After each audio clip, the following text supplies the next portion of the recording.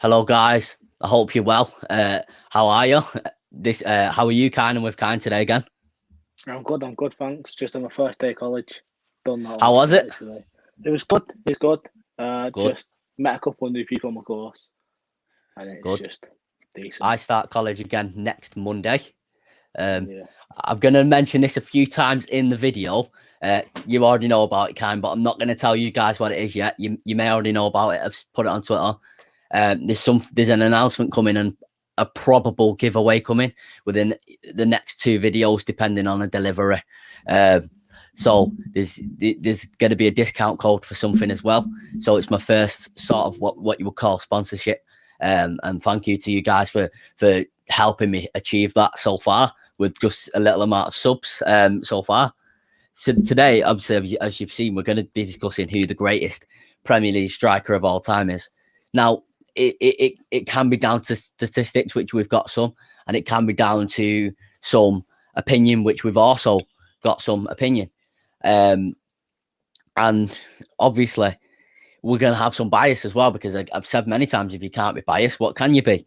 And Wayne Rooney's up there. So we're just going to start off. What contenders, obviously, I've shown you what contenders I've got before this video. What contenders would you say are up there? I'd say, in no order, obviously, Drogba. Okay. I'd say Henry. Okay. Even as a striker-wise, I don't think he's the best, but as a contender, still for being very good, Van Persie. Yeah, legend for us as well. Rooney, Shearer, Kane, Aguero. Yeah. So Suarez I've got as well. I think could be up Suarez there debatably. Yeah, I hate him as he a won't person. Be first. I don't think he would be first or maybe top 3, but he's up there for the best strikers. 100%. He had one of the best seasons I've literally ever seen from any footballer with Liverpool. Obviously, he bottled the title, which was great that season. But he was electric, despite his off the pitch incidents and how he acted off the pitch, and even how he acted on the pitch sometimes, biting people and racism. Obviously, that sort of ruined how good he was, and tainted for us United fans, especially tainted his like legacy forever. You could never look at him in a different light to how he treated Patrice Evra for me. But I agree with you, definitely be up there. So I'm going to go through the contenders that I've got, and we're going to go through the stats as well as league titles as well. So Alan Shearer, obviously we've already mentioned him. We're going to go through one by one. Wayne Rooney. So this is in no order. I've just got these in like, I've got them 1 to 6 in my phone, but I've got them in no particular actual order. So I've got Thierry Henry. Obviously, he was part of the Arsenal Invincibles, which was unbelievable. And you're talking about Shearer. He won the Premier League with Blackburn, and he scored goals no matter where. When he scored, he was banging in the goals for an average Newcastle side, banging in the goal for Blackburn as well. You've got obviously Rooney, who was banging in the goals for us from the age of 16 to like the age of like 32 or whatever age you left. It might have been 34, something like that. And it was, for me, when I remember him leaving, and I remember sort of having like a sort of bitter taste in my mouth, in the sense that it felt like when he was in the team in his last year, he was hindering the team. Like he was awful, sort of thing. That year, don't take what I'm saying out of context, anyone. He was awful that year. But I'm looking at it now, 7 years down the line, or however many years he left us, maybe six years, something. And obviously, you're looking at him, and he's like, fucking hell. Like I take him over like Anthony Martial any day, for example. Yeah. And I'm not slandering Anthony Martial. I'm just saying that I take him over basically anyone except Ronaldo. Like, do you know what I mean? He was an unbelievable player, an unbelievable legend, and the passion he gave on the pitch, really obviously resembles with a lot of us football fans. United Kino, I'm just going to interrupt myself there. Says Javier Hernandez. Any other answer is wrong. Chicharito, what a player, man! I loved the Chicharito. There is more Ronaldo training pics. I've seen a few. I did have a driving lesson. I've just come back from a driving lesson like not long ago. Let me just switch my camera there. I've just come back from a driving lesson not like literally 10 minutes ago, just before I went live. So I will take a look at them after after this stream is finished. I'm glad that he's in training. Though the son Neil Custis was trying to say that he weren't in training, that he's still in isolation, and United basically deaded that rumor instantly. MSN says because Martial is shit. I'm not going to say anything. I agree. I agree. Yeah, but I mean, it's something though that if you're talking about it, you have to give a solid reason. Yeah, you can't just say he's shit. I personally thought he had the potential for, like to be one of the best strikers in the world, but he never really showed that potential. I felt like that NHS Martial, which we all say, he was good. He scored a lot of goals, which I know that's the name of the game to do, but I felt like that's all he did. And I've mentioned this with, for example, Lukaku, for us, and even like Rooney that 1 year that I'm talking about. You've got to do more than just score goals, especially in a Manchester United team. I mentioned in this group chat that we're in, didn't I? Michail Antonio, and everyone's raving about him, and rightly so. He's a great player, one of the most underrated players in the Premier League, in my opinion.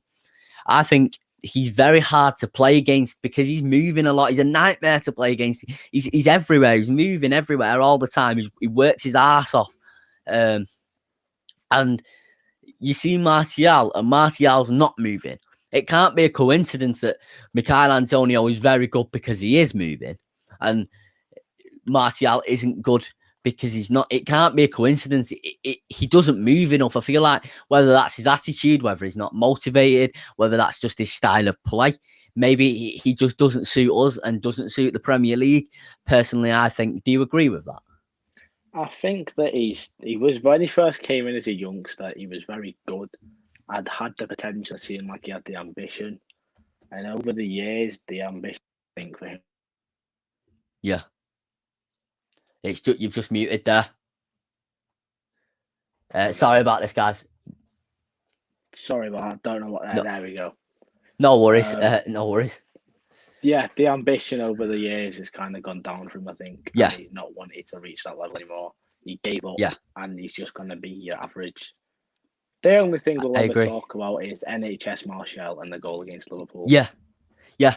The goal against Liverpool, for me, it automatically makes you like a hero. We needed a goal to seal that game off, and to come on your debut.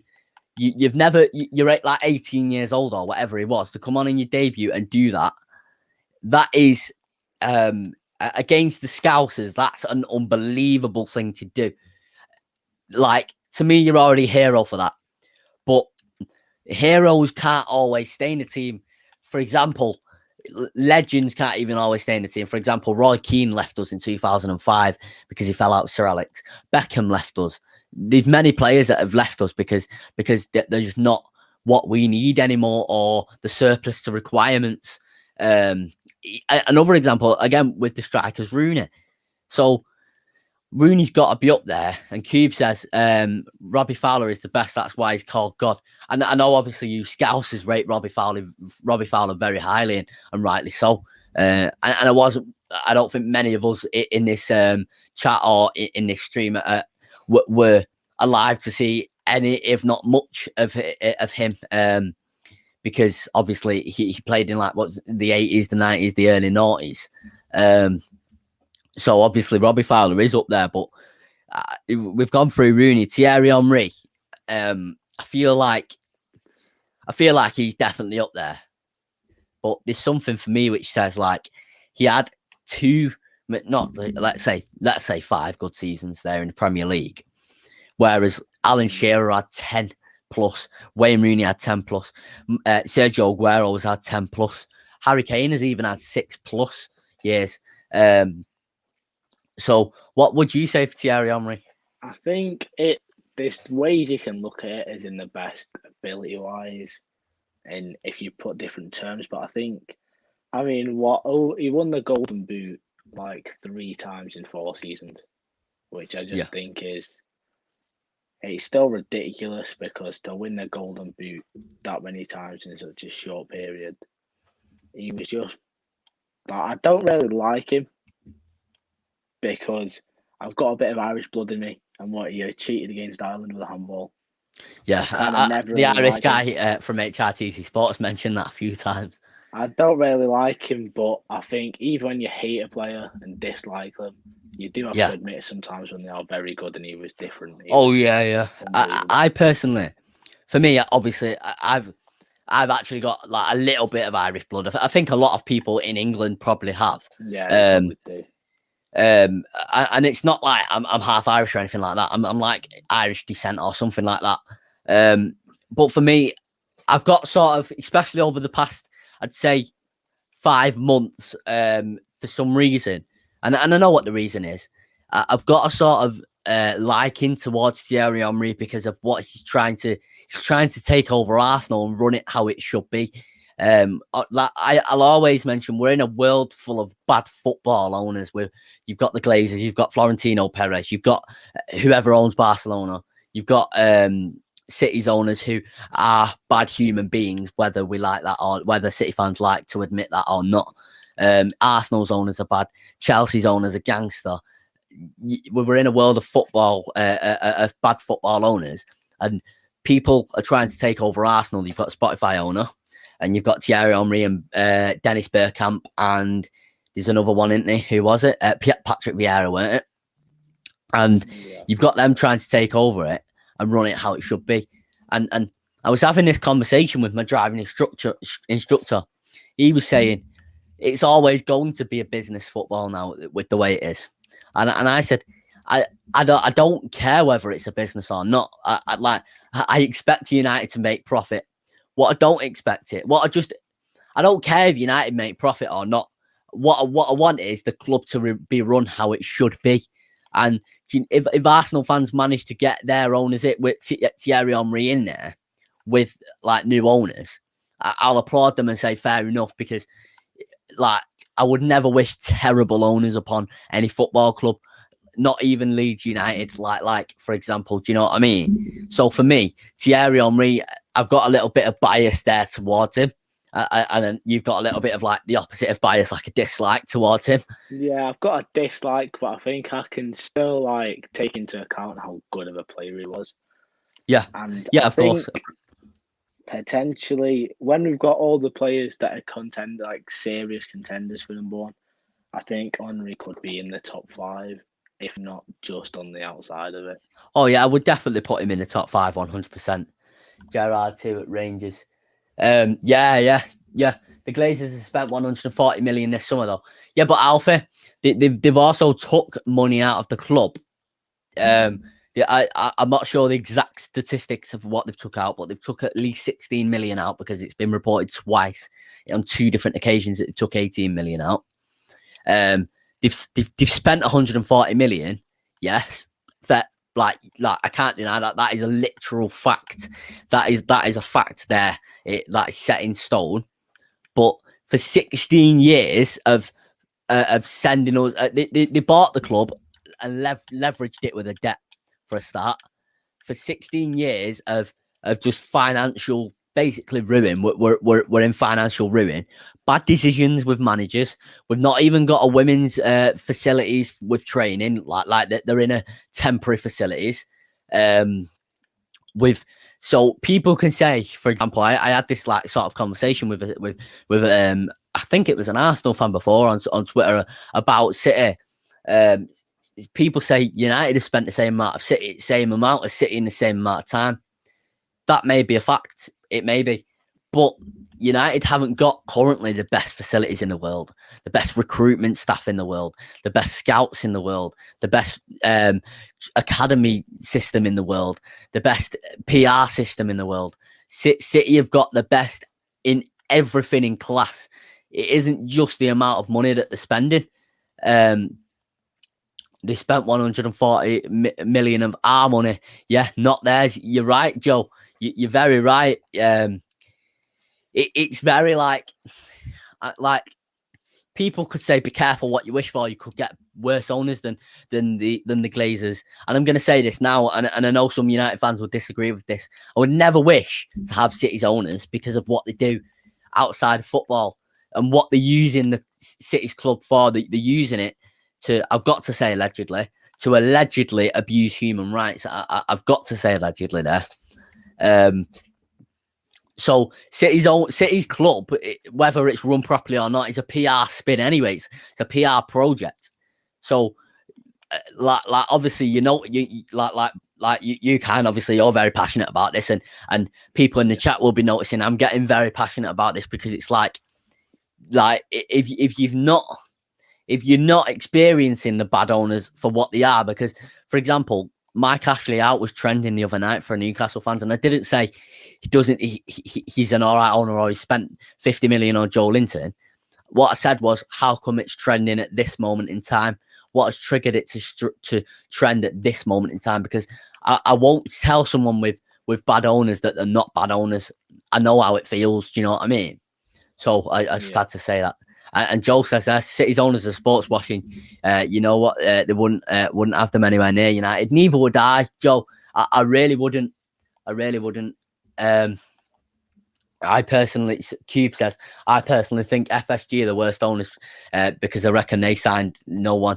They signed no one for revenge of what we did about the Super League, whereas the Glazers were sorry. I don't think the Glazers were sorry, Cube. I think that the United protests caused them to do this. Liverpool didn't protest in the way that the sort of United fans. Yeah, in the way that United got the biggest English game called off. The third biggest game in football history called off. Like this the World Cup final, it's the Champions League final, and then there's that. That is where it's all over the news. Fans are on the pitch. It's unprecedented. Like no one's done it before. They're not sorry for it. The way you're thinking is we need to get out of this mess. And a lot of fans, to be fair, probably have just gave up and thought they bought these players, so they must be sorry. Well, yeah. Not. They've got hundreds of billions more than that. They've got loads of money to spend. And they've probably made more than that back off Ronaldo shirts and shirt sales in general. They know what they're doing. It's not a genuine apology for buying players. It's their way of thinking. That takes people's minds off it. Yeah, I agree. A lot of people will forget. A lot of people will forget and think, it doesn't matter because we signed Varane, Sancho and Ronaldo. I could never forget it. The people that do understand and have that passion for Manchester United as the club and, you know, what it's all about will never forget the fact that they tried to make a Super League and just like you say, it's very hard to forget. I pretty much mentioned the Super League in every podcast or what happened around it because we can't just ignore it happening. It was such a catastrophic, ridiculous thing to happen that we can't just ignore it, and it's going to have knock-on effects. For example, Real Madrid and Barcelona still saying it's alive. For example, PK yesterday coming out and saying it's still alive. It's going to have knock-on effects across the whole football pyramid for years now. They might even go to court for years. You don't know. But we're going to get on to Michael Owen now, which there's something about Michael Owen, which I know he scored that goal against City, and yes, I did go mental because I was number one, I was young at the time, and number two, it's against City. So what a day, but he played for the Scousers. Do you know what I mean? He won the Ballon d'Or with 16 goals. Let me say 16 goals. You wouldn't get the Ballon d'Or for that now. But he's got to be up there. 21. 21, yeah. I think his career was sort of done by it was like 28, weren't he? He had a lot of bad injuries. Yeah. To win the Ballon d'Or at 21 years old, I don't think Kylian Mbappe's got that done that yet. Hi Hayden, by the way, I hope you well. Would have done that. Yeah. It's like an 21. Yeah, it's like a thing that's like either very, very, very, very rare or not done yet. I've not got the exact stats to whether it's done yet, but he's got to be up there. He's got one Premier League title.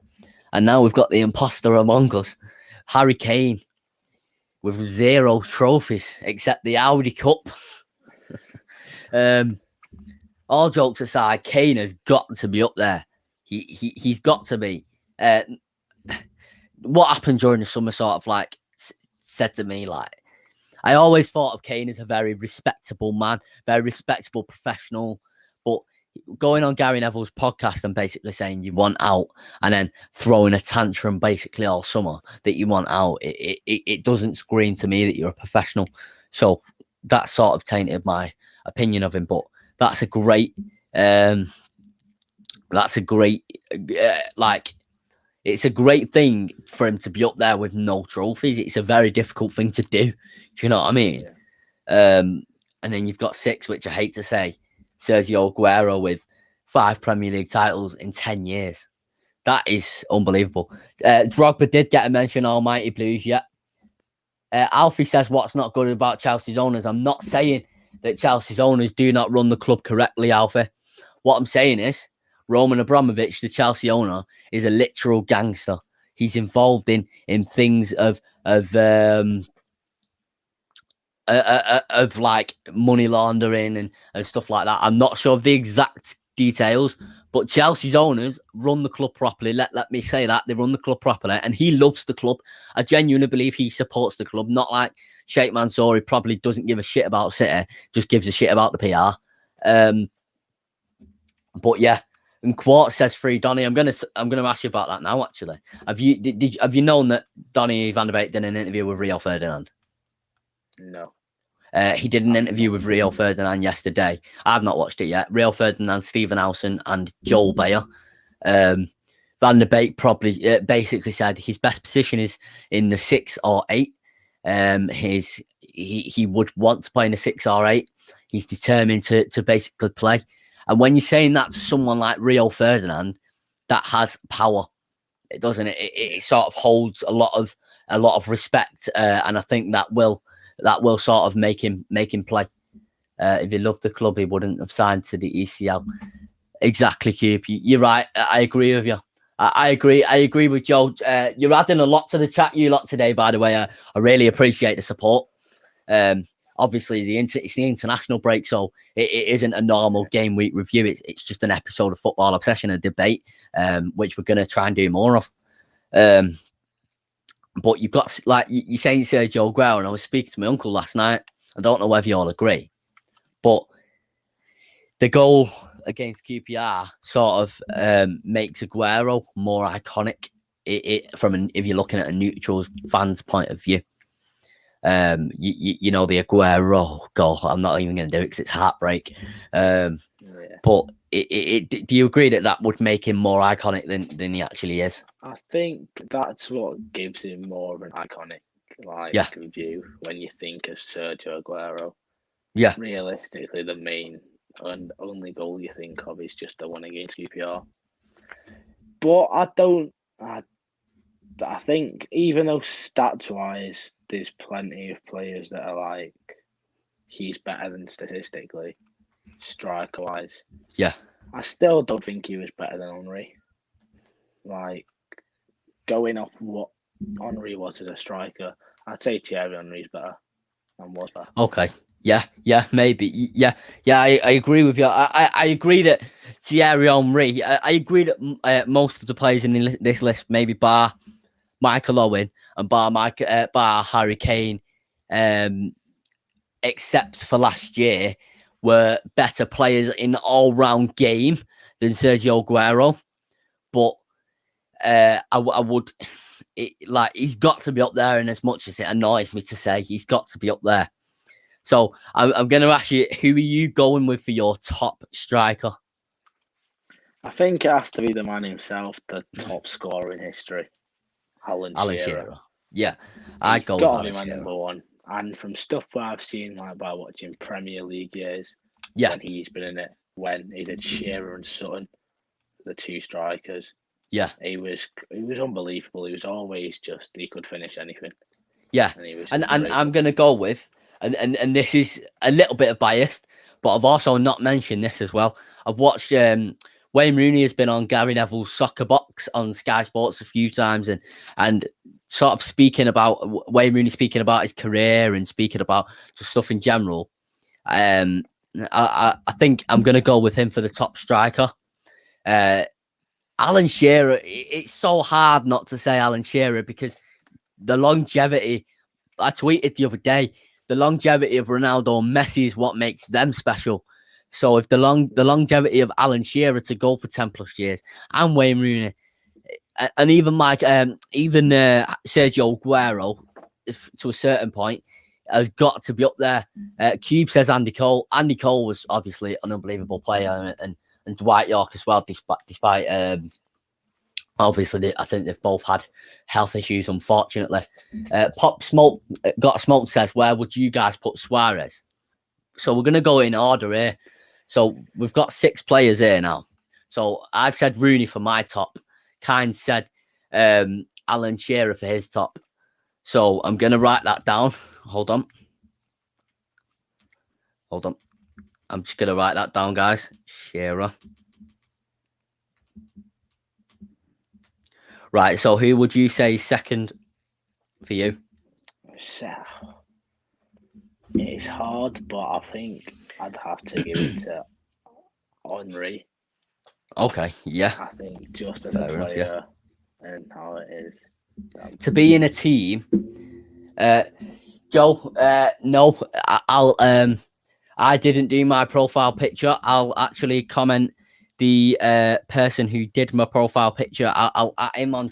I'll give you his @ on Twitter now before I discuss it. His name is also Joe. Coincidentally, that's his @ on Twitter. Joe, who did my profile picture. He did it for free as well. Really nice guy. I could understand why he said Henry, because to be in a team that's gone invincible, like that's never been beaten in that league, whether they've drew 12 or 13 games in that season or not, to be in that team is an unbelievable achievement. It's an achievement which is like obviously only them players in that Arsenal team and squad have actually done. So for that, obviously that has to be taken into account. Let me just make that focus there. I would not go with Henry though, but I can understand why he did. And Henry came back to the Premier League as well, didn't he? In his last years, was it like 2014? I remember he came back with them clubs. He came back to Arsenal. Yeah, he scored that iconic curler goal, didn't he? It's a bit like the Greenwood one against Leeds, but like a little bit different. I can't really explain it. For second, I'm gonna go with Shearer. I have to go with Shearer because I should have gone with him first, but I'm saying Rooney because Rooney was so good. But it's very difficult to not say Shearer because he's the top scorer. Like statistically, he's the top scorer, and people say stat padding. Yeah, like I'm sure you've heard the term stat padding a lot. Yeah. I always say, what does that even mean? Like I understand it means that if you score like 5 against like a League One team in the FA Cup, but you can't like he's the top scorer for a reason. He's held so highly regarded for a reason. Stat padding doesn't really exist in my opinion because you can only score against what's there in front of you. That's all you can do. That is like all you can do. So let's say if Rashford, I saw someone on a YouTube comment saying, not on this channel, on a different channel, saying Rashford plays terrible for 89 minutes and comes up with a goal and stat pads that in the 90th minute every game or nearly every game. But imagine he did that every game. He'd have 38 goals in the Premier League in one season. Obviously, that's it's either never been done or it's very rare to have been done. So you can only score against what's in front of you. And if you did that one year, if you stat padding, if you're having a terrible performance for 89 minutes and you come up with a goal in the 90th minute for every game, no one's going to slag him off at the end of the season. Or, for example, I'll give a more possibly realistic example. Let's say Newcastle beat Norwich 2-0 and they need to score 2 to stay up in the league to not get relegated. let's say 4-0. Let's say 4-0. They beat Norwich 4-0 and they needed to score them 4 goals to stay up on goal difference. No one's going to be slagging them off saying they've stat padded against Norwich to stay in the league. They've stayed in the league because they've deserved to stay in the league because they've scored that amount of goals. So, Shearer didn't stat pad, in my opinion. I've seen like a few people saying he's stat padded, and Almighty Blue says he's got a goal. Thank you, guys. Thank you, Almighty Blues. Hope you have a good stream as well. You're saying you've got to sync it up. Hope you have a good stream or video. But Joe says a bit like the Greenwood got one against Leeds, but a little different. I didn't explain that very well. Cube says, would you consider Salah in any top players, even though he's not a striker? I would. Would you? Not as a striker, not a striker, but no. League history-wise of all players, no. But forwards, in recent history and forwards, 100% in recent history. But the issue is that when people compare then like a Salah and then maybe Ronaldo at United or Beckham. Yeah. Beckham wasn't playing right wing. Playing right midfield that is completely different, in the style of football that he played wasn't relying on Mo Salah. No. Beckham's whipping them in. Giggs is whipping them in. Yeah, it's 100% different way of football back then to how it is. The wingers now are more like inverted forwards now, rather than the traditional winger, which is like a midfielder.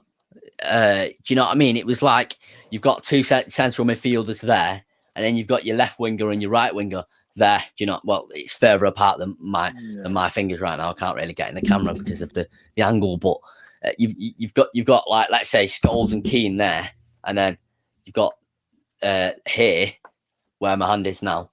You've got Giggs, and then here you've got Beckham. Do you know what I mean? Yeah. The top scorer from Ronaldo before. Yeah, it was Ali Daya, I think it is. I'm not sure how you pronounce it, nor how you spell it. I only heard of him in like January, as me and my uncle were sort of discussing who is the top international scorer at the time.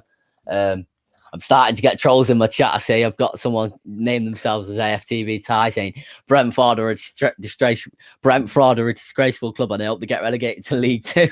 Jesus. Oh, that's added some comedy, that. So you've got Shearer, Henry. So you've now got Rooney, Michael Owen, Harry Kane, Sergio Aguero. Who would you go for third? Well, for my third, I've got Rooney. Rooney, okay. I don't know if you could add a little bit of, some people might call it biased, but I think he deserves to be there. Yeah. He's a Man United legend regardless. When he came on the scene, he's our top scorer. Goal against Arsenal. Yeah. He's our top scorer. He's England's top scorer. He's without a doubt one of the best players to ever play in the Premier League. Yeah. And he was always passionate and played for the badge and the fans. Yeah, he's our top scorer. He scored 253 goals for us to beat Bobby Charlton's record. Like, it's unbelievable. It's an unbelievable achievement. Bobby Charlton is considered as one of the best players of all time. Do you know what I mean? Just by the way, just to say, for Bobby Charlton to get like, what was it? It was like 210 goals for us as a central midfielder, or like attacking midfielder, whatever you would say, is an unbelievable achievement, isn't it? It's like unbelievable records. But so for my third, I'm gonna go with. I've got to go with Aguero. I've got to, because he's won the title. Like, it's hard to say. You can't go with I couldn't go with Harry Kane third, because he's never won a trophy, never mind a title, as much as it's a joke. I think that's what lets him down. When you talk about it, you've also got to talk about, like, without Shearer, Blackburn wouldn't have won the league. Without Alan Shearer. No, I agree with you. So he was a crucial part, and if you even though he scored the goal, so it's not like I'm saying that he never provided the goals for the team.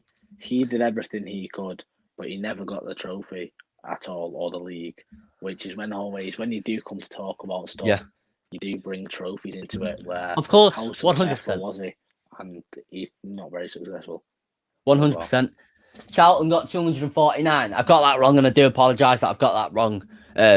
Obviously, I've not got the stats like right in front of me, so I do apologise. I kind of feel bad that I've got that wrong.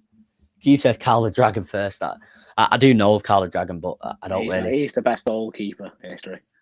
I don't really take notice of him. I prefer the Ollie Ball and the other lad. I can't remember his name. Is it Jacob? Yeah, that's it. Yeah. So you've gone with Rooney. I've gone with Aguero. So who would you go for fourth? So you've got Henry, Rooney. So you've got Michael Owen, Kane, and that's it left. That's. There's one more. I've got Kane. Kane. Fourth in the list. Because, okay. As I said, the main issue is kind of trophies. Yeah. And, that's not me saying that he's not a great goal scorer. He's unbelievable. He knows where the net is. He can basically put it in from anywhere outside the box, inside the box. Yeah. He knows where it is. He can use his head. He added a lot more to his game last season as well. He added he was dropping deep, and it annoys me sometimes when footballers do that. It annoyed me when Cavani was doing that the other week. But Kane was dropping deep, and he was pinging free balls to Son Heung-min or Heung-min Son, however you say it. And it was working at the start of the season. Obviously, they dropped off, and Kane still didn't really drop off. But it was working at the start of the season for him, and he did add a lot to his game. But for my fourth, I'm gonna go with. I've got to go with Henry. I've got to because of the trophies again. So Rooney, Shearer, Aguero, Henry so far for me. For Kyne, you've got Shearer, Henry, Rooney, Kane. So who would you go with for fifth out of Michael Owen and Sergio Aguero? My thing is with fifth is I've not got either of them, which might come as a bit of a. I've gone for Didier Drogba. Okay, I'll put him there. I know he wasn't on the list, but then when I did he's a legend, undoubtedly. I did a bit of extra research and also the strikers that I like, and because I like them, I've watched more stuff surrounding that player specifically, and he was unbelievable as a striker. He was phenomenal. Oh yeah, undoubtedly, absolutely undoubtedly. I know that he wasn't his stats apparently don't tell the full story of how good he was, but I just remember that 2012 season. He was at Chelsea, weren't he, at the time, and it was an unbelievable season. I know we won the league, but they won the Champions League. I remember watching that final, and I know it went to penalties, but he was unbelievable. A header. The 90th minute. Yeah, he was an unbelievable player, an absolutely unbelievable player, undoubtedly. So that's your fifth. So for my fifth, I'm gonna go with Michael Owen. I've got to go with Michael Owen because like we said before, it's so hard to take out of the equation the trophies. Joe says Ruud van Nistelrooy and Cantona have got to be ahead of Drogba and Aguero. See, I wouldn't class Cantona was a centre forward, yeah, of course, 100%. He's got to be up there, but his stats don't tell the full story of how good he was. Someone brought up his stats to me on Twitter the other week, and it was it weren't a particularly great argument to prove, but the impact that he had is similar. The impact that Bruno Fernandes has had, let's say, is similar to the impact that Cantona has had, especially if we win the league this season. Cube says, I agree. Andy Cole as well. Yeah. And the funny thing is with that is next on my list, after Drogba, I've got Van Nistelrooy, Cantona, Aguero. Okay. Kind of in a three-way tie, but more of not a decisive winner.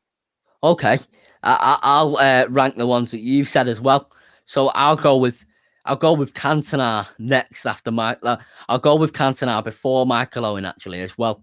I will, because let's face it, he's a legend. No matter what, I am typing these down on my phone, by the way. That's why I'm not looking at the camera currently.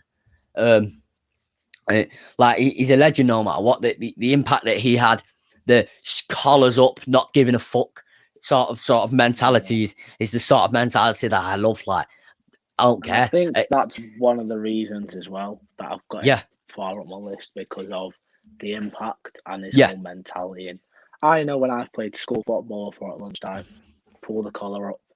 Oh yeah. It's just this whole. Yeah, it adds that sort of, especially with United. I know there's some United fans not in this chat. Cube's a Liverpool fan, I think. MC, I think, is an Aston Villa fan. But like with Cantona, with United, have you muted? Yeah. Okay. Okay. He's Kyne's just muted for a second. I just so you know, in case you don't realise it, I can't hear you right now. I got a phone call. Oh, right. Sorry about that. If I'm disturbing you right now. No, it's fine. One came through my phone like a 020 number from London. Oh, right. Just a bit of a cold call. So with Cantona, I would say it adds to that United mentality of it's us against the world. It's like a siege mentality. It's me. It's like me and you, as in me like United and Eric Cantona against the whole world sort of thing. I don't know if you've watched it. Did you watch the United Way film that came out earlier on in the year? No, I'm not yet. It came out on Sky. It's on Sky, like Sky on Demand or whatever you call it. Cantona like sort of narrated it, and he was very he treats this club like it's his own, and I love that. He literally played for Leeds. Do you know what I mean? And I love that. Firmino has, Cube says Firmino has double more goals and assists than Cantona, but has double the amount of games. Well, this is what I mean. Like Cantona's stats do not tell the full story. Not at all. Not at all. They can't do. So with next in the list. So in the list that I've got, you've only got Michael Owen to go. Would you? So I've got for you Shearer, Henry, Rooney, Kane, Drogba, Ruud van Nistelrooy, Cantona, Aguero, and then would you put Owen? Yeah, I won't have Owen now. Yeah. I think it has to be as well, considering the Ballon d'Or at such a young age. Yeah, 100%. I'll put Ruud van Nistelrooy ahead of Owen as well, then, because we only won the league, I think, once in 5 years with him. But the impact, the amount of goals he scored, he was a goal machine. He was an unbelievable player. It was like absolutely unstoppable. Obviously, I weren't alive or like born to see him in his prime or anything like that. But I know it. Do you know what I mean? Joe says it's us against the world, hated, adored, never ignored. Yeah, I love that saying. I tweet it nearly every day because I feel like it's just such a good saying. It's not even just applying to United; it's applying to United fans as well, because we're quite a hated fan base. A lot of fans hate us. You know what I mean? So it's quite a thing. It's a very good saying. Cantona is the ultimate proof of football with your eyes. Yeah, thank you for getting in this chat, by the way, Joe. I really do appreciate it. And Cube as well. You've added a lot to the chat, and I really hope to see you in more like game reviews and more live streams as well. So I would go with Drogba just under Ruud van Nistelrooy, and then I would go with Harry Kane. So my 10, the top 10, is Rooney, Shearer, Aguero, Henry, Cantona, Ruud van Nistelrooy, Drogba, Michael Owen, Harry Kane. Right, that's not 10, that is 9. I've miscounted there. So that's my top 9. So with your top, Kyne, you've got Shearer. Is that you put him first, didn't you? Henry, second. Rooney, third. Kane, fourth. Drogba, fifth. Van Nistelrooy, sixth. Cantona, seventh. Aguero, eighth. And Owen, ninth. Is that right? Yeah. Yeah. That's okay. Yeah. So I'm gonna just ask you about a few of the game week fixtures as well. I don't know if you need to get them up or anything. I will read them to you. Sorted. I know some. I know most of them anyway. All right, that's fine. Sorry to put you on the spot there. No, it's all right. We're not going to go through all of them. I'm just going to go through a few of them. So obviously the highlight of the weekend, it's either Leeds versus Liverpool or United versus Newcastle. And we know it's going to be United versus Newcastle. Saul says, "Oi, lads." No, Molly. No. Oh, I didn't understand what you meant first. Yeah, no, I know what you mean. No. I don't know who Saul is from the actual group chat. So if you want to say, you can say. Is it Shaq? Either way, United versus Newcastle. We're expecting Ronaldo to start. What score are you going to predict there? I thought even on the United app, I've got a 3-0 United. Okay. Oh, can you predict on the United win? Yeah, on the United app. I don't actually have the United app. Second predictions bit where if you get, I think either all of it right or just by doing it, you get entered into a giveaway to win. Okay. All right. So okay. Fair enough. Fair enough. Yes, you can predict stuff for the games. So I've got a 3-0 United. Yeah. Cube says 3-1 United. Doesn't start. Even if he doesn't end up starting, I think he'll still be comfortable. Oh, yeah. 100%. Cube says 3-1, and I just can't see us conceding at the moment. Like in the situations that Varane was like we were getting in against Wolves with like Varane, you sort of like with Lindelof there, you sort of like expect it. You're expecting to concede because it's happened so many times, time after time last season. But it's like a shock when like you're like, fucking hell, he's actually intercepted that. He's actually bullied that guy in the air. Do you know what I mean? He was very aerially dominant. Varane, he was very good during the game. So it was a very good performance again. Not a very good performance in the team performance, but from Varane, and a defensive performance. So I don't think we will concede, especially against Newcastle. I know they've got Callum Wilson and Sam Maximan, who I think are some of the most underrated players in the league, but I don't think we'll concede. So do you not? I don't think we will concede now. I think that we're sorted. They have got a decent attack. In St. Maximan, Almerion. But I just don't think that Varane, Maguire, Shaw, Wan-Bissaka. No. We're going to end up conceding.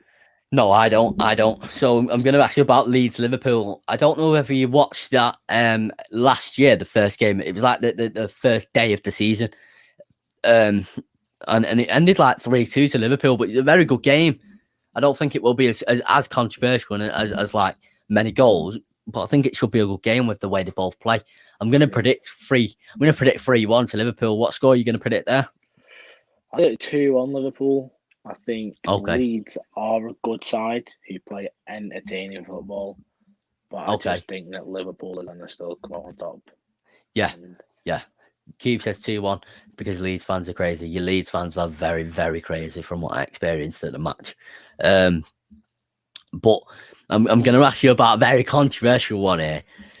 And I've said, guys, I don't know if you've seen this on Twitter, guys. I've said, if Norwich beat Arsenal, I will do a 24-hour live stream on this channel discussing football, getting guests on. Oh, it won't be any big guests. I can't like afford that right now. But I'll do a 24-hour live stream at some point, and it will not be like the day after or anything like that, because I've got college next week. I've got college Monday, Tuesday, Wednesday. So it will be at some point if Norwich beat Arsenal. But what score do you think it's going to be? I think it'll end 0-0. 0-0. I'm going to say 2-0 Arsenal. I can't see them comfortably battering anyone. No, I just don't think they're really in. They've got no momentum behind them. It's not like they've just done a win. Yeah, a close draw. Yeah, there's a lot of they're under a lot of pressure, that Arsenal team, and Mikel Arteta as well. It's like a car breaking down. It's just slowly getting worse and worse for it. Yeah. They're not great at all, are they? Portugal have just scored, by the way, and I've seen Jesse Lingard has rejected a contract offer from United today, apparently. This is Jesse Lingard has rejected a new contract at MUFC as he seeks assurances about his first team prospects at Old Trafford. He is keen to ensure he will get the opportunity to play regularly before making a decision about his future. So what do you think? Do you think he should have gone this summer? Yeah, I think. Yeah, I do. West Ham should have bought him. It's quite difficult though, because we were demanding a big price. Lingard's on a big contract as well. He's on like 150k a week, and that's not Lingard's fault. That's United's fault for handing out big contracts left, right, and centre at the time they were. But I assume he'll go eventually. And you know what? He's a nice lad and he's a good player, but he's just not right for us. So I wish him all the best, and I loved to see him do well last season with West Ham at the middle of last season towards the end. And that's it. Have you got any questions you want to ask me? No, I think no. All right with it. Yeah. So this has been it, guys. For this week, we're gonna get a game week review going next week as well. So make sure to get in the chat. Keep an eye on my Twitter, which is in the link in the description. Kyne's Twitter and his Twitch are in the description. Leave a like, share, subscribe, share with your family, your friends. And this has been Kyne. That's been Kyne for Football Obsession, and we're out.